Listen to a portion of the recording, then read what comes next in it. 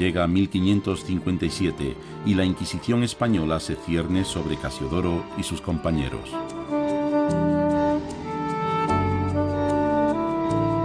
En el año 1555 ya habían huido otros 7 monjes y será en el año 1557 cuando 12, entre ellos nuestro Casiodoro de Reina y también Cipriano de Valera, su compañero, su correligionario de monasterio, huyan hacia Europa. ¿Hacia dónde?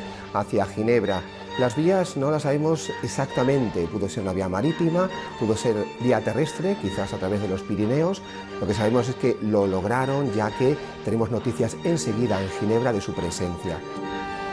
Al año siguiente, España aplica la ley de sangre, por la que cerraba sus fronteras a las ideas reformadas. Mientras, Ginebra suponía una tierra de acogida para los protestantes perseguidos en Europa.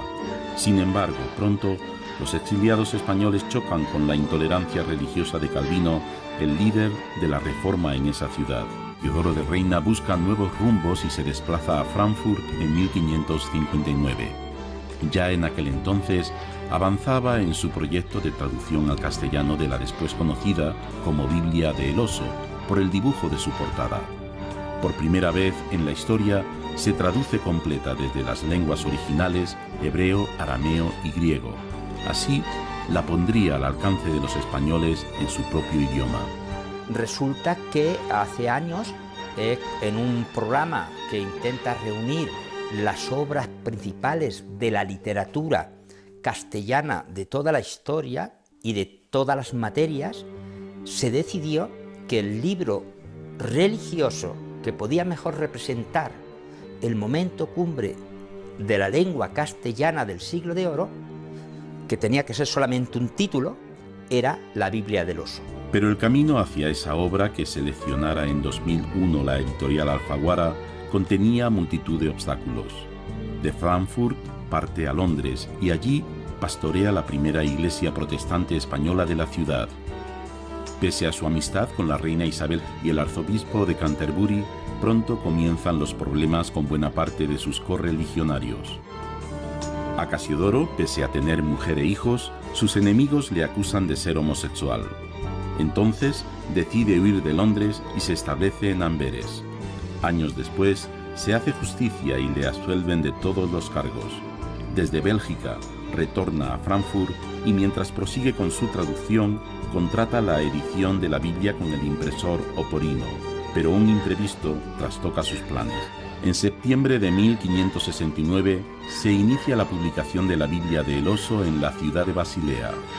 La impresión avanza y alcanza a Reina antes de que termine la obra, y ahí Casiodoro decide echar mano de una sección de la traducción del Nuevo Testamento que otro reformador español, también exiliado y perseguido por la acción inquisitorial, publicara en 1543. Pero la Inquisición española no le perdía la pista a Casiodoro desde su huida del país. Así, se pone precio a su cabeza y lo persiguen por Europa, y al no lograr capturarlo, lo queman en efigie en un auto de fe en Sevilla en 1562. Durante más de una década, los esfuerzos de Felipe II buscan borrar las ideas reformadas del suelo español. Ahora, el monarca haría todo lo posible para evitar la entrada de esta traducción de la Biblia.